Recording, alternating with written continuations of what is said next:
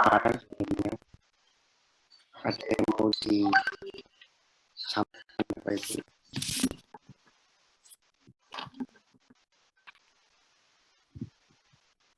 Ini yang terakhir kita bahas bahwa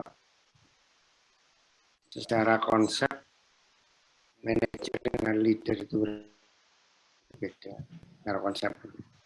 Tapi realitanya kita dituntut mampu sebagai manajer sekaligus mampu sebagai leader kan.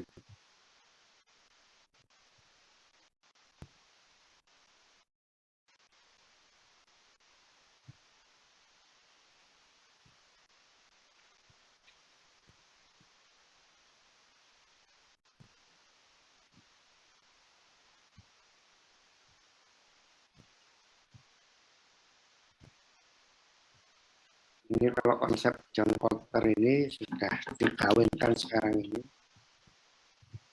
Jadi actuating itu menjadi leading, di mana fungsi leading itu memasukkan konsep leader ke dalam salah satu tools di manager. Di satu bagian melekat tugas leader, yaitu setting direction, align people, dan motivating ini menjadi satu bagian pada saat leading.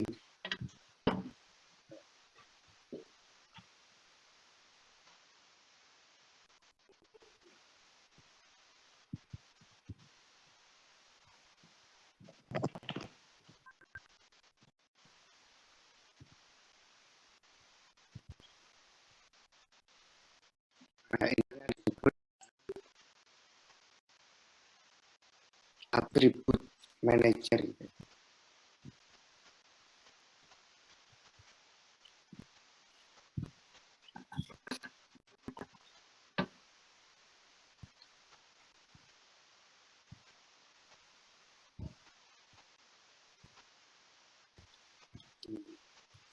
Ini yang konsep sekarang di planning, organizing, leading, sama controlling. Jadi actuating itu sudah terganti dengan leading. Ini konsep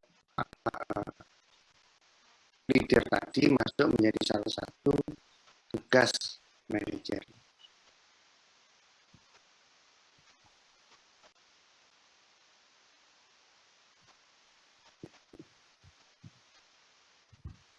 Jadi kalau di planning ini adalah level desain,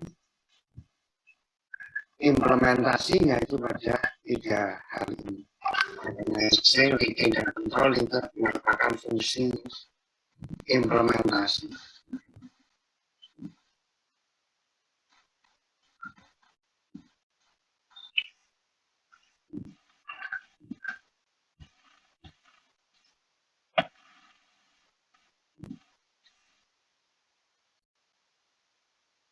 Sampai di sini ada yang mau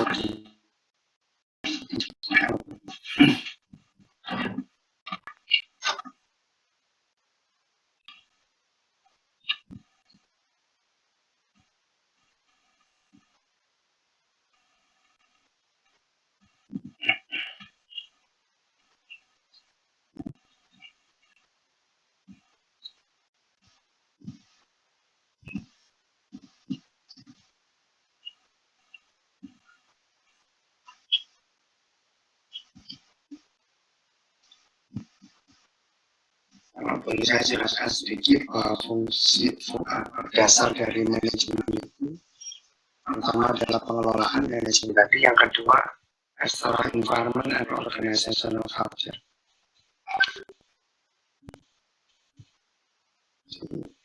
Lingkungan eksternal dan budaya organisasi yang ada juga sama pengelolaan pembuatan keputusan.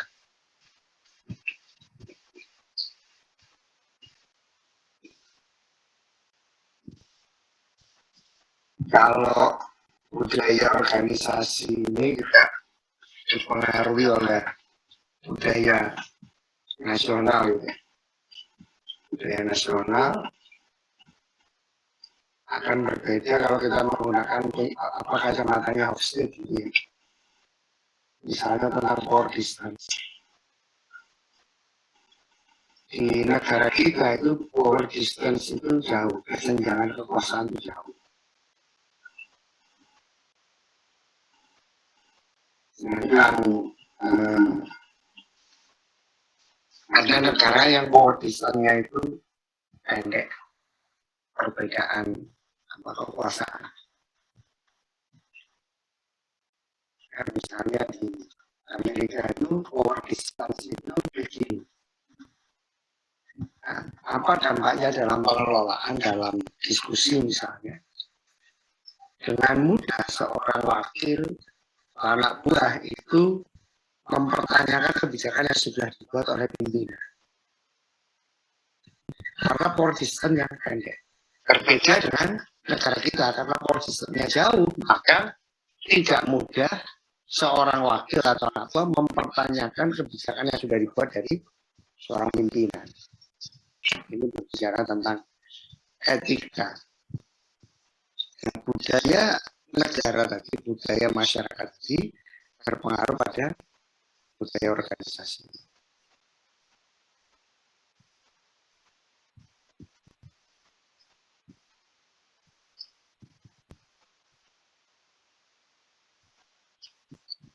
Nah, pertanyaannya kan bagaimana dengan perusahaan-perusahaan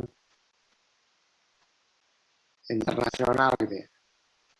Tentunya mereka akan menyesuaikan, misalnya Toyota buka cabang di Amerika dan buka cabang di Indonesia, di mana pegawainya yang direkrut dari dua negara yang berbeda dengan budaya yang berbeda, maka pengelolaannya pun akan berbeda. Mungkin yang Indonesia mendekati model pengelolaan yang di Jepang, karena ya tadi contoh tentang power distance.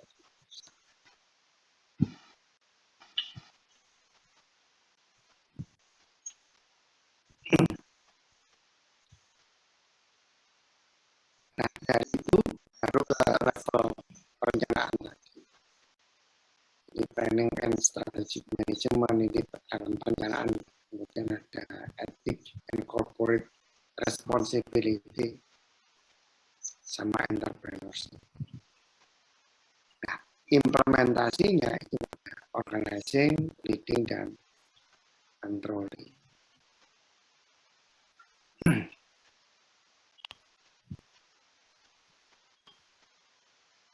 Nah, dalam pembuatan keputusan ada juga yang namanya, apalagi dalam organisasi publik, itu ada dua tahap. Tahap ilmiah dan tahap politis. Dalam kebijakan publik, berbeda kebijakan private. Kalau publik itu ada ilmiah dan ada politis.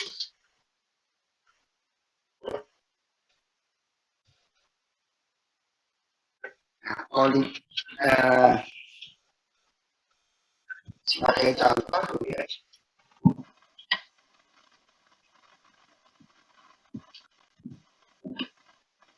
ketika sebuah daerah ya, akan membuat kebijakan, tidak bisa serta-merta kebijakan itu didasari oleh kajian ilmiah. Contoh misalnya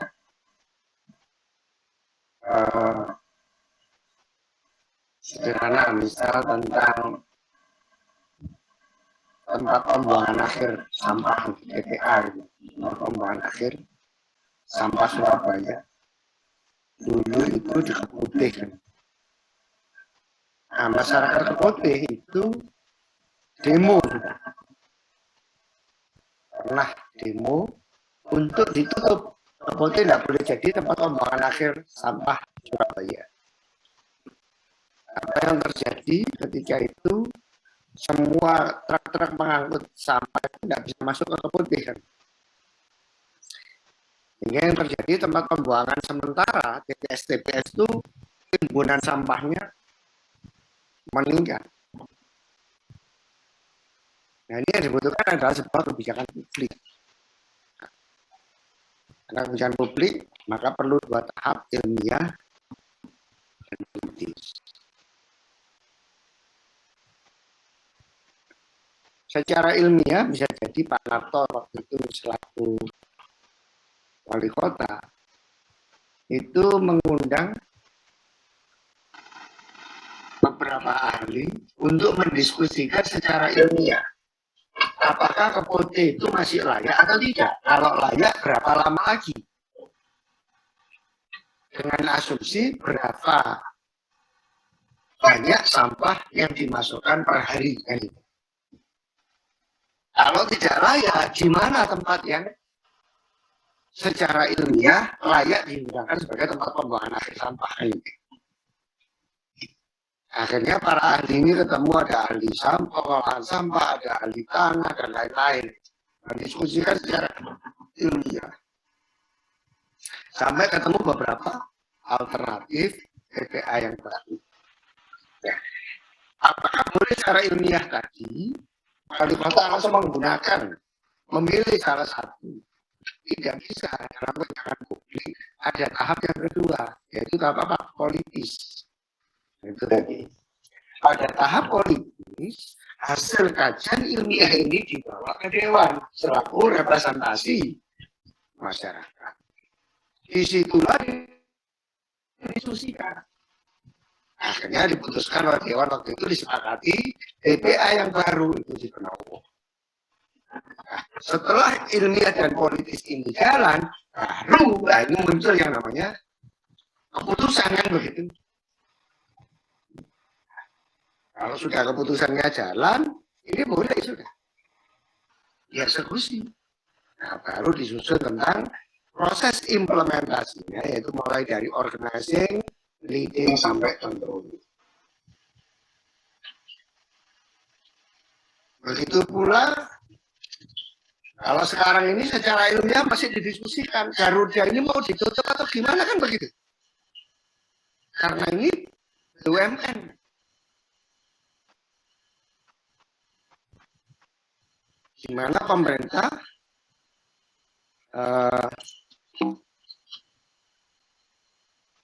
sebagai salah satu pemegang sahamnya.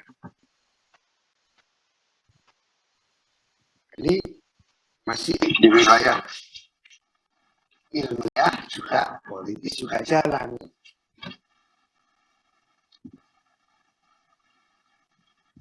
Nah, termasuk misalnya pemekaran wilayah.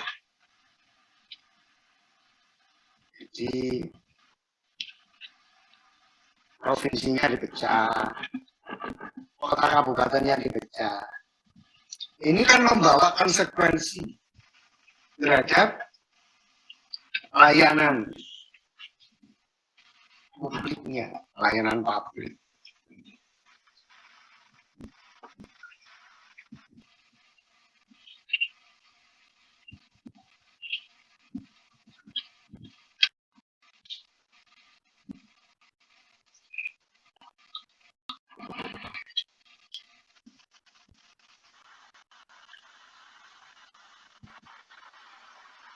Misalnya di Angkatan Laut itu ada 2 fleet dulu, sekarang menjadi 3, kemudian dari 2 armada menjadi 3 armada. Itu ada wilayah ilmiah dan ada wilayah politik. Kalau masyarakat tidak setuju, silahkan diajukan ke Mahkamah Konstitusi, kan begitu aja. Di level perencanaan. Itu kompleks lagi. Nanti ada, kalau pertahanan misalnya kan hubungannya dengan analisis environment-nya, kan berarti environment tentang pertahanan dunia, data pertahanan dunia, dan lain-lain.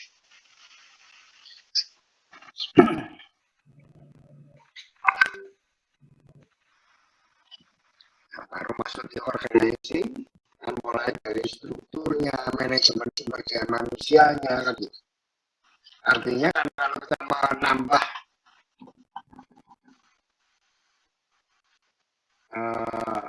misalnya menambah armada, Itu kan konsekuensinya nambah juga orang-orang di armada kerja.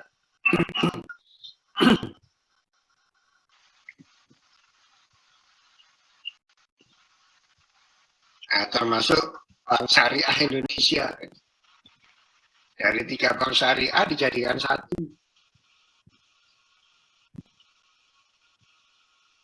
Ya banyak sekali benturan-benturan memang, tidak apa-apa. Contoh di Wiyung ini dekat kampus kita itu, BSI itu di satu deret ada 3 BSI. Nah, ini masing-masing pimpinan cabang kan bingung kalau cari nasabah dan lain-lain. Mau berjajar. Ini satu realita yang tidak apa-apa.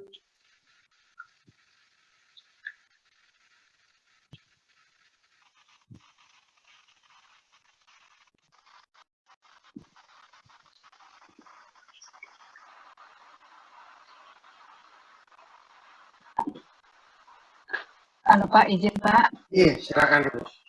Bagaimana kalau yang rencananya pemerintah kita ini ibu kota dipindahkan di Kalimantan?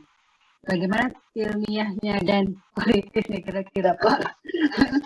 Itu kan banyak mengatakan ada pro dan kontra. Ya. Makanya kalau secara ilmiah pun kalau ahli tata kota itu kan punya persepsi, ya kan? Kemudian di ekonomi makro kan juga punya persepsi tentang biaya dan lain-lain. Nah, itu muncul. Tapi selama sudah secara politis sudah disetujui, ya tidak bisa apa-apa, ya sudah harus dilaksanakan kan begitu.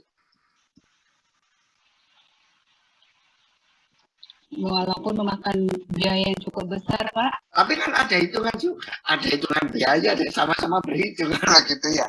Tapi selama politis sudah oke, ya sudah. Kan gitu. Pak ya? Ini, itu konsekuensinya sudah.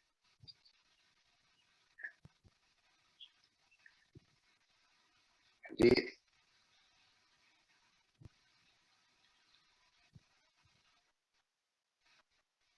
yang namanya politis itu ya digoreng terus, tidak apa-apa kan begitu. Kalau kita sebagai manajer, ketika ditugaskan untuk mengelola ibu kota baru, yang kita pikirkan adalah pada level implementasinya kan sudah seperti itu.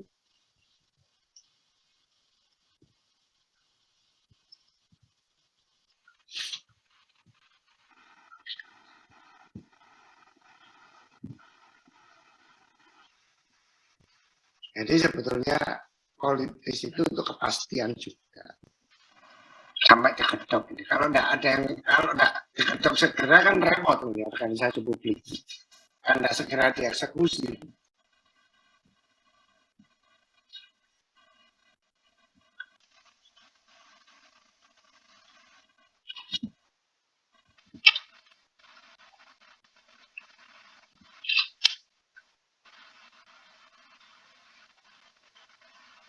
Ini ada kasus sederhana juga, ini berbicara tentang informal lingkungan. Kalau teman-teman bicara online kan kita sama-sama di dunia pendidikan ya.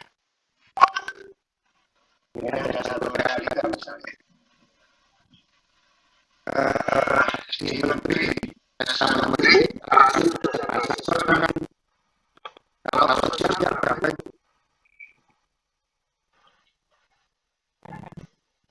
itu kadang-kadang ya.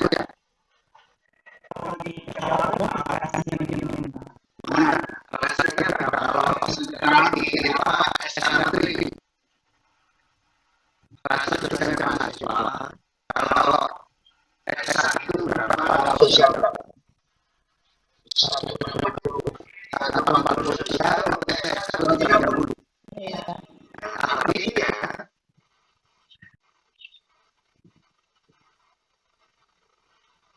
Disediakan sesuai jumlah mahasiswa lainnya. Tapi program itu dari ketua tentang rasio mahasiswa rata. Kalau satu banding 60, kalau dua satu banding 20, kalau tiga satu banding 10. Nah, itu banyak teman-temannya juga bingungan. Artinya surat edaran dan itu mengalahkan yang itu. Tapi itu jalan. Kalau sebagian 40 berarti dengan dosen yang 12 atau dosen yang jadi ya kan? Maka berapa jumlah mahasiswa yang bisa dilatih maksimal 40 kali. Jadi 440 ya. Itu sesuatu yang terbagi dalam tiga angkatan.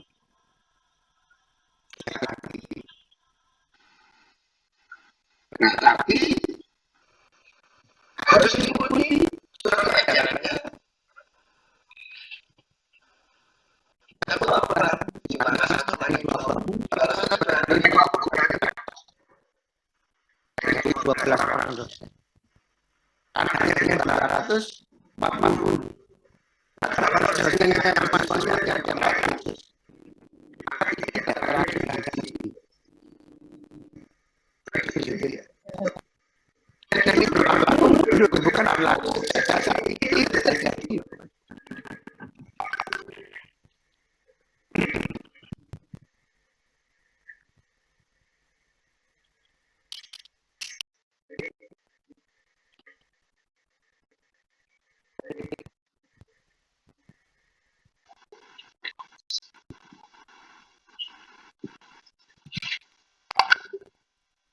Nah, ini kan repot ini. Nah, ini lingkungan berubah.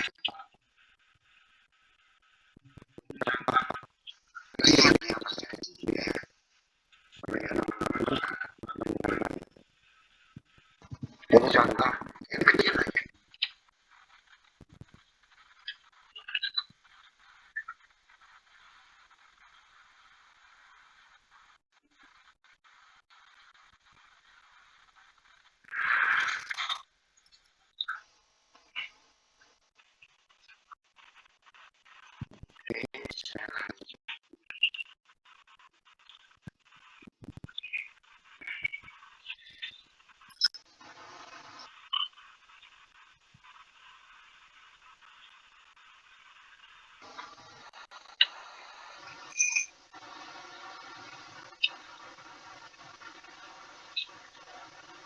Tentang organisasi dari ini kondisi organisasi yang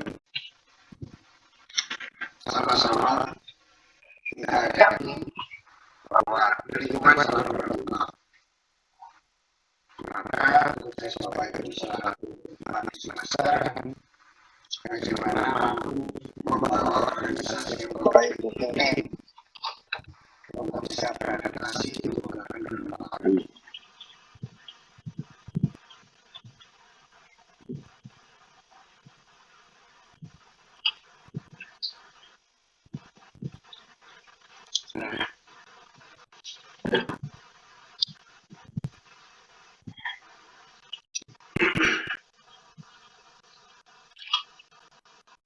Berarti ada faktor perubahan yaitu ya perubahan eksternal maupun internal ya. Sehingga ada respon yaitu respon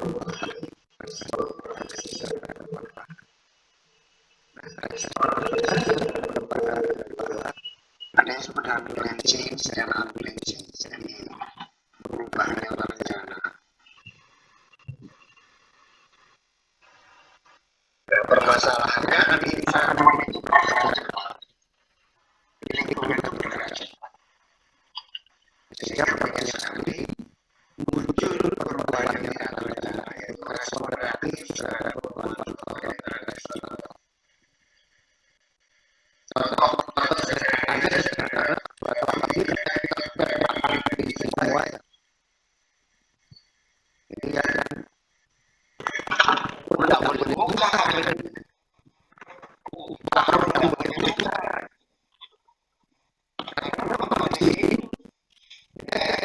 tujuan utamanya seorang manusia.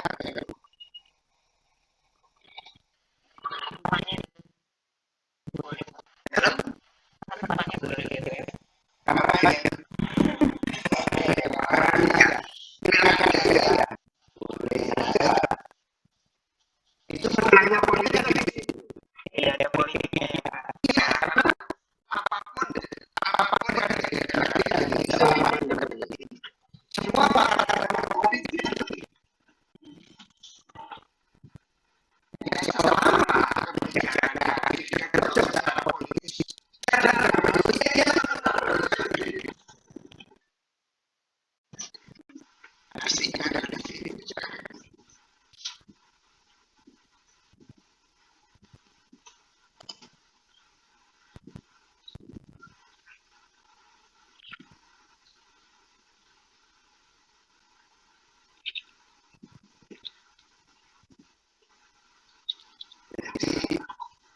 masyarakat itu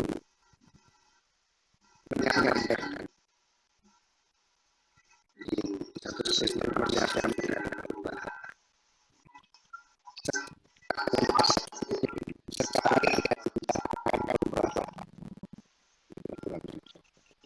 maka sejak saat itu adalah sesuatu yang dilakukan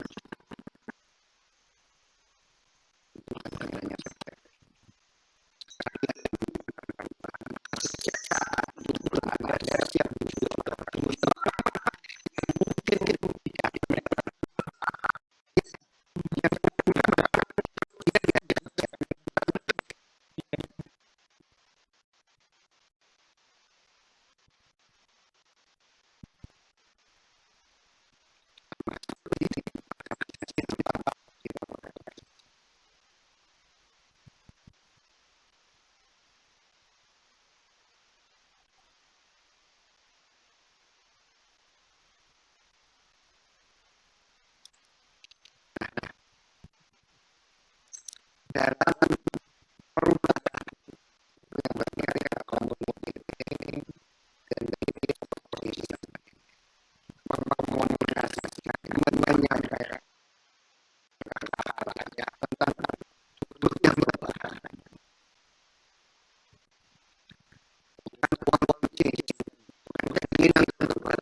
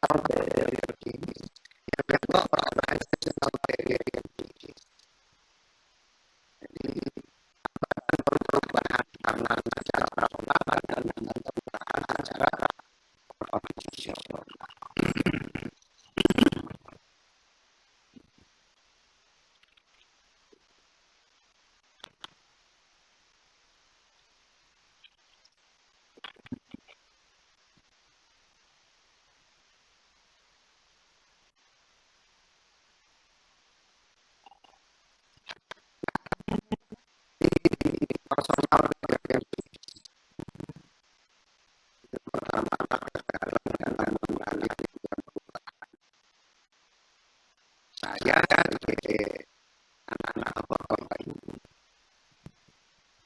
akan menghambat perubahan yang perubahan apa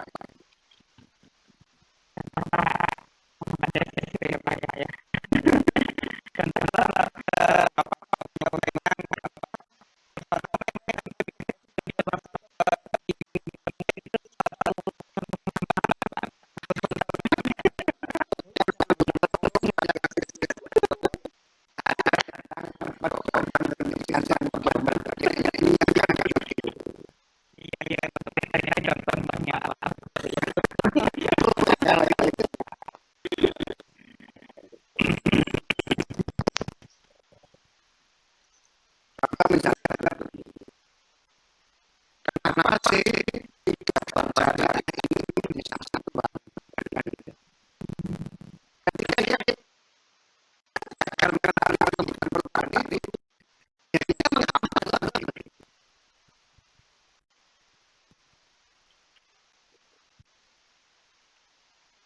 lagi tentang pelabuhan ya, beberapa ini jadi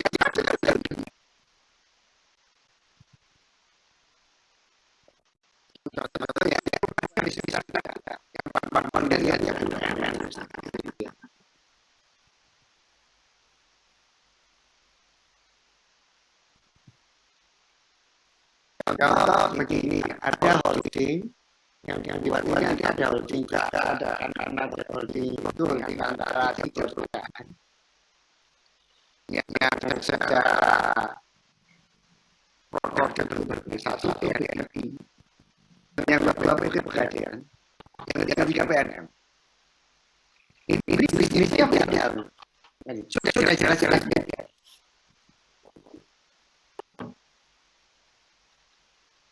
Mungkin secara ilmiah dikatakan model maka secara ilmiah bisa dikatakan bukan perubahan itu yang nanti secara personal ketika kita salah pengertian dan tentang maksud proses dan sebagainya.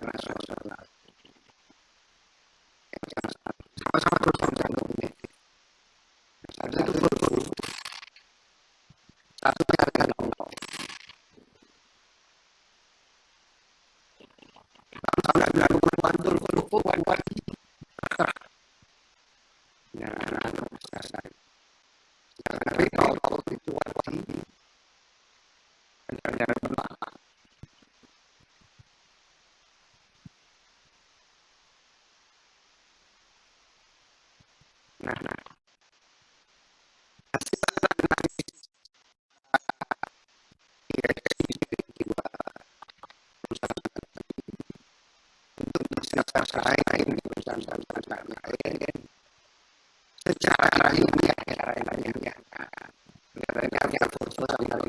harus manajer.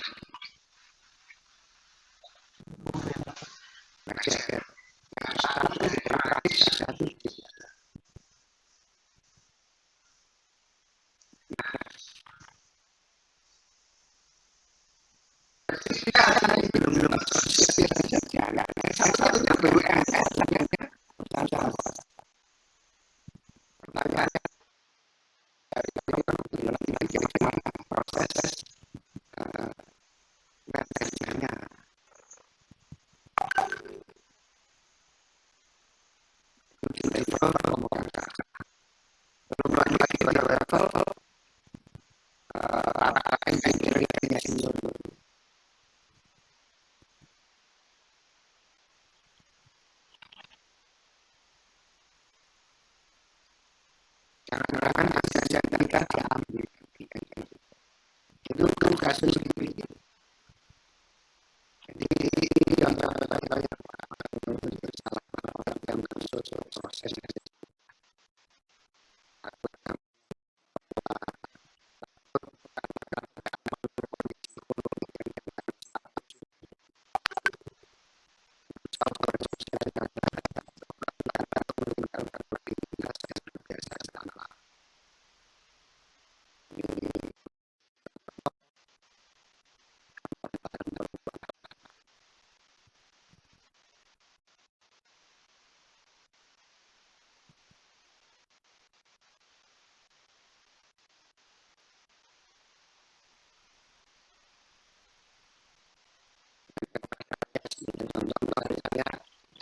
proses contoh itu ya. Jadi BPJS Ketenagakerjaan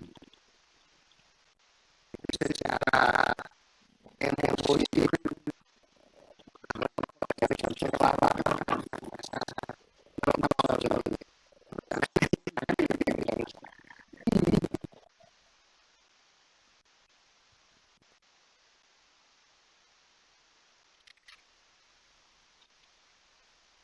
berikutnya adalah tentang anggaran perubahan secara organisasional.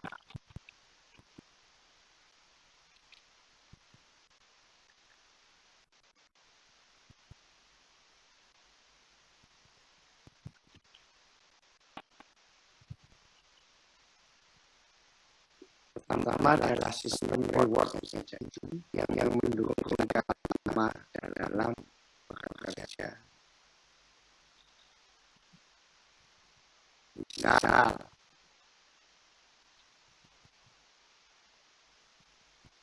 untuk meningkatkan kinerja unit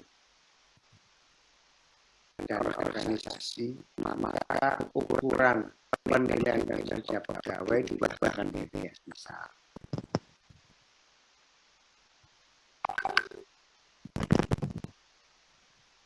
Tapi hal itu bisa jadi tidak berjalan apabila sistem upahnya masih berdasarkan pimpinan atau penanganan gitu ya, bukan berdasarkan kinerjanya. Ini contoh tentang sistem yang tidak sesuai untuk sistem yang baru.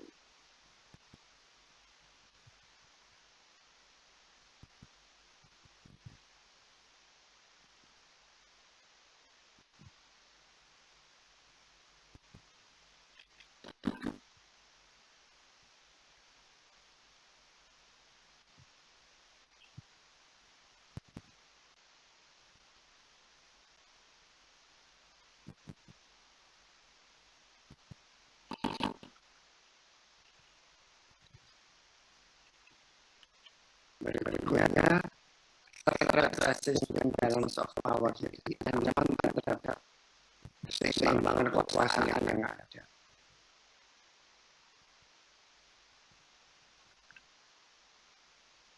Terutama kalau merger itu ya, dari dua atau lebih direksi menjadi satu.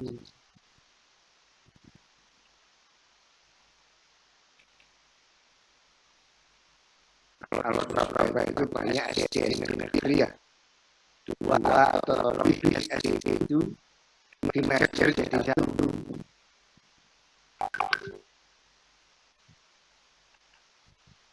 Kan hanya total kepala sekolah kan, wakasanya, siswaan ya kan. Ribet Pak jadinya. Bukan sebenarnya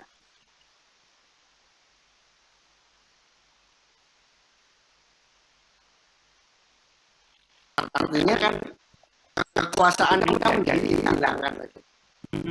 Tapi kalau itu menjadi kebijakan dari wali kota atau bupati, wah apa kalau kan tidak boleh ya.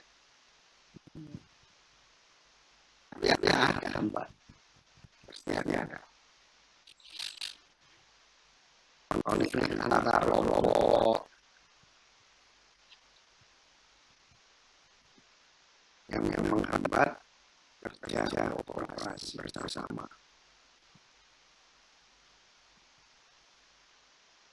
Kemudian ketidaksesuaian antara proses perubahan dengan budaya organisasi.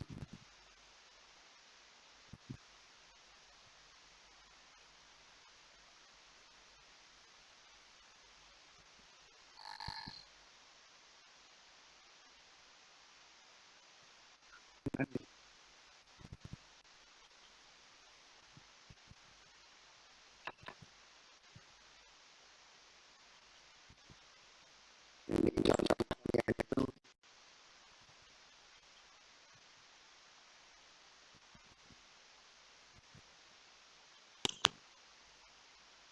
yang terjadi berdasarkan kemarin sampai sekarang. Jadi tuntutan pelayanan, model pelayanan di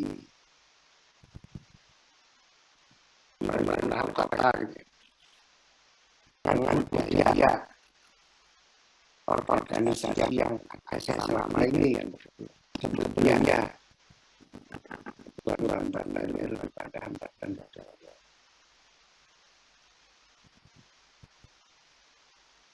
ya lama-lama kan terjadi.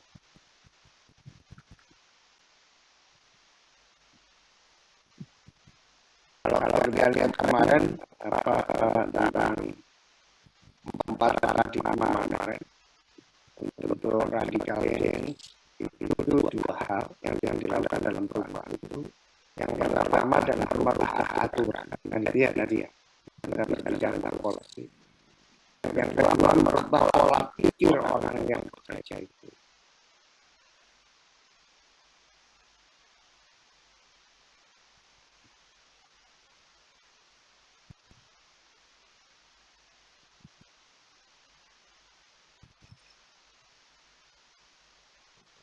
Biasanya yang yang sulit untuk melakukan perubahan itu adalah pegawai senior orang yang jauh lebih berat.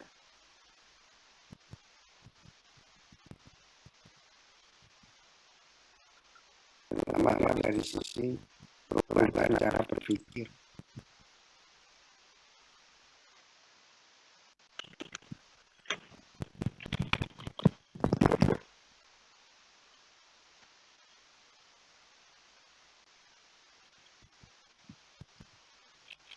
Berikutnya ya, heavy investment.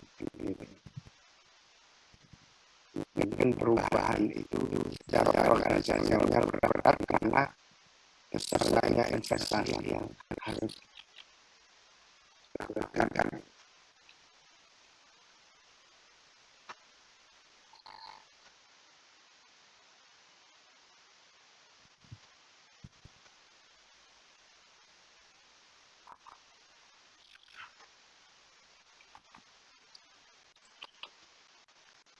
Sampai di sini ada yang mau dikhususkan.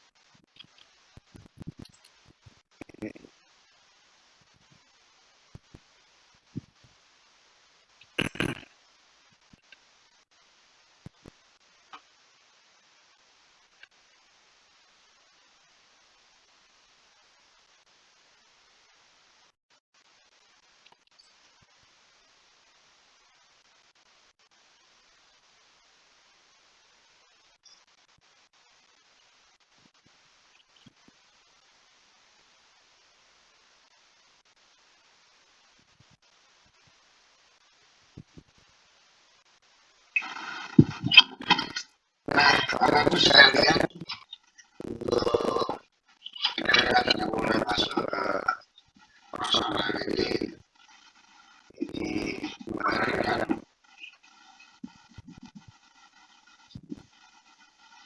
perilaku seseorang itu bisa dilihat dari muncul karena pengetahuannya, karena keterampilannya, karena personality, karena motifnya.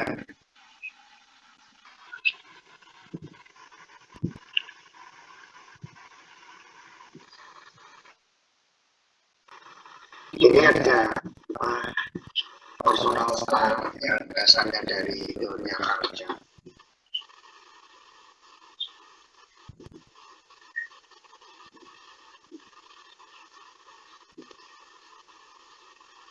Kerja pertama ada extraversion dan introversion.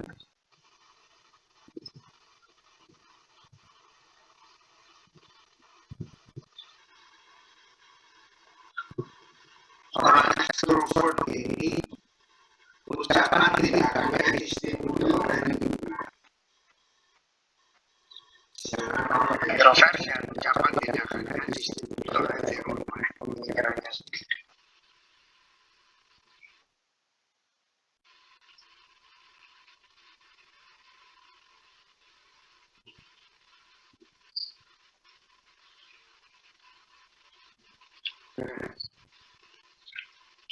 Jika orang ekstrovert ini berbicara,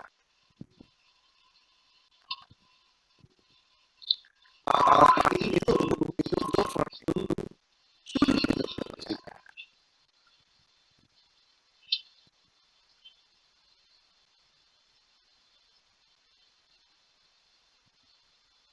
Meskipun sama-sama start, meskipun sama-sama start dari ilmunya sama.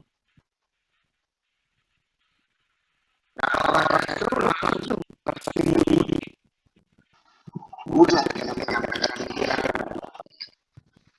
Itu bukan hanya dari dalam pemikiran, tapi sulit untuk menyampaikan itu.